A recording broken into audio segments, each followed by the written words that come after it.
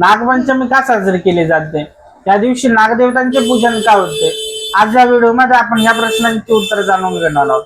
नमस्कार, मी प्रदीप जोशी गुरुजी आणि तुम्ही पाहतात संस्कार काळाची गरज. मित्रांनो, दरवर्षी श्रावण शुक्ल पंचमीला आपण नागपंचमी साजरी करत असतो. या दिवशी आपण तक्षक, कर्कोटक, शेष, कालिया अशा नागदेवतांचे पूजन करतो.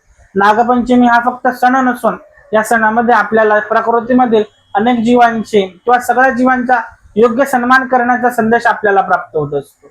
पुराणामधील कथेच्या संदर्भानुसार आपल्याला एक कथा अशी प्राप्त होते की जेव्हा कालिया नागाच्या विषामुळे यमुना नदी दूषित झाली होती, तेव्हा भगवान श्रीकृष्णांनी स्वतः नदीमध्ये उतरून कालिया नागाशी युद्ध केले आणि त्यांनी कालिया नागाला पराभूत केले होते. तेव्हा कालिया नागाने श्रीकृष्णांची क्षमा मागितली आणि तो यमुना नदी सोडून निघून गेला.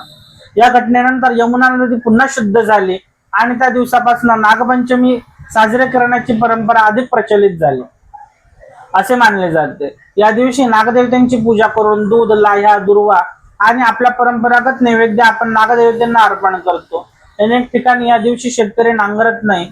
त्यानंतर हा सण आपल्याला निसर्ग, पर्यावरण आणि सर्व जीवांप्रती आदर बाळगण्याची शिकवण देत असतो.